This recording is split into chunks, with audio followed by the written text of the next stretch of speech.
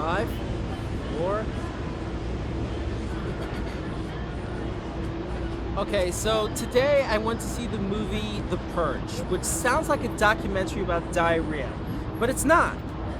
It should be, but it's not. It stars my boyfriend Ethan Hawke, and I don't give a shit what his lawyer and his bodyguard says. He's my boyfriend. And it stars Lena Headey, who starred in my favorite, one of my favorite TV shows, Terminator: The Sarah Connor Chronicles. A show so great, so well written, so well produced, that Fox had to fucking cancel it, just like Firefly. Yeah, this is why I stick to watching shows on Hulu and Netflix. Well, the movie The Purge takes place in the year 2020 or 2022. I'm not entirely sure, but somewhere between now and 2022, according to this movie, we have decided that we are such a violent species that the only way to solve this violence is to give us one night a year for 12 hours where we get to commit any crime we want to legally. There are no laws for one night, 12 hours a night, every single year. And during those 12 hours, you can do anything. Rob, rape, and commit murder. Now, I watched this movie, and it seemed pretty good while I was there. I was swept up in the magic of the theater. And when I walked out of the movie at the end, for about 59 minutes and 59 seconds, this was an awesome movie I was thinking about recommending my friends to go see. And then the 1 hour mark hit. I really didn't think about it while I was watching the movie, but now that you think about it, 12 hours to commit any crime you want to, and the crime you think people are going to be committing, Hollywood, is murder? Really? You think we're committing murder? What? You don't think much of us. Hollywood, let me fill you in. I know you think you know a lot about people, based on the Occupy Wall Street hook you had in the movie. But let me tell you something. If we had 12 hours to commit any crime and get away with it, we wouldn't be committing murder. We'd be robbing shit. That's right, Hollywood. We'd be robbing shit. I'm here in New York fucking City. Do you know what I'd be doing if I had 12 hours to commit any crime I wanted to? I wouldn't be killing somebody who stepped on my foot when I got off the subway. I'd be spending my time getting rich, bitch. I would be hitting up Barney's, Macy's, Tiffany's, FAO Schwartz. I would knock over every major electronics store. The Diamond District? Forget about it. I would take every single diamond I could find. At some point, when I'm done, I would find a Ferrari dealership, grab an Enzo, because God only knows there's one out there with my name on it, and get the fuck out of the country.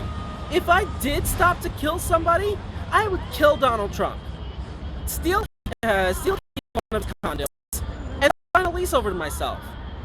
Now you're saying to yourself, why would I kill Donald Trump? Why not just steal a key to one of his condos and then sign the lease over to myself? Well, let's face it, we all want to kill Donald Trump. If I had the option of legally killing Donald Trump, I wouldn't just shoot him in the head. I'd shit in the wound.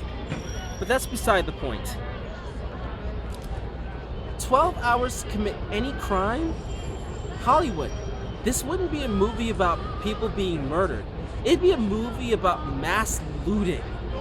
Humans aren't hardwired to kill anybody. Outside of self-defense or defending our country, it takes a lot for a human being to kill another human.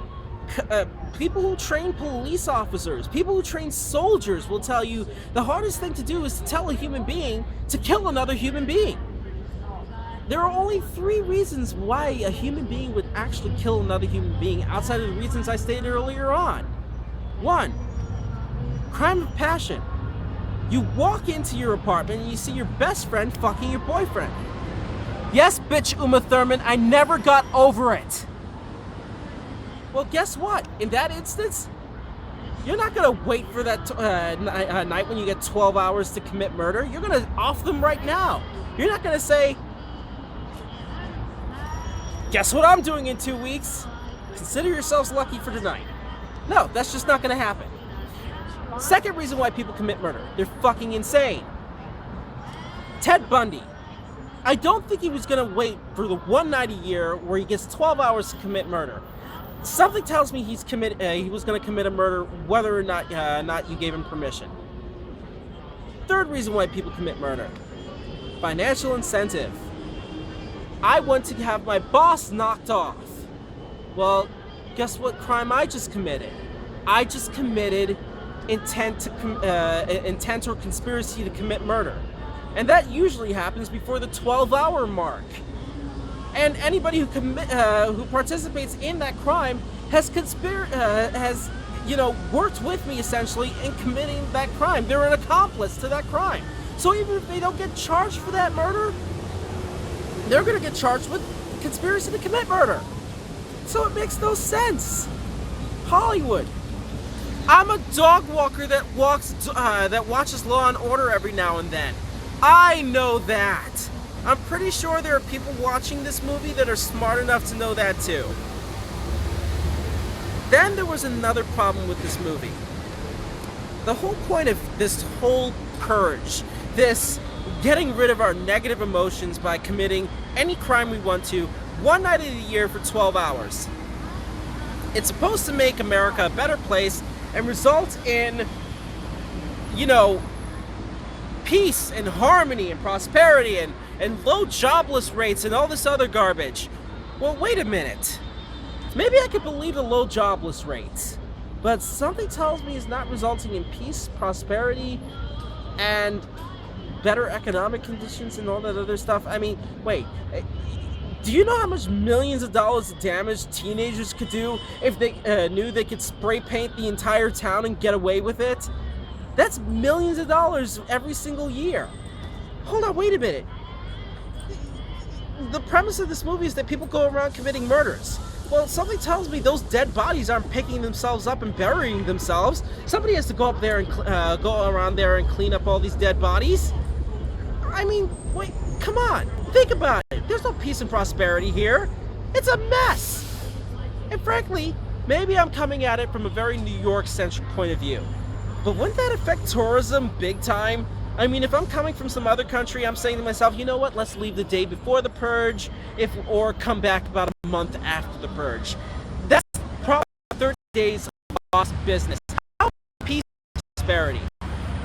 Yeah. Don't waste your time on this movie. When you're sitting there and not thinking about it, and you're able to lose yourself with the movie, it's good. It's an excellent thriller.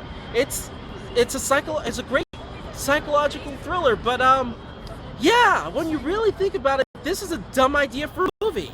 I wish I had 12 hours to go kill the person who wrote it. But seeing as how that doesn't really exist, I'll just tell you to wait for it to come out on Netflix and wait till you have like 80 minutes to kill. I guarantee you're not losing anything from the big screen experience. Anyway, laters, bye.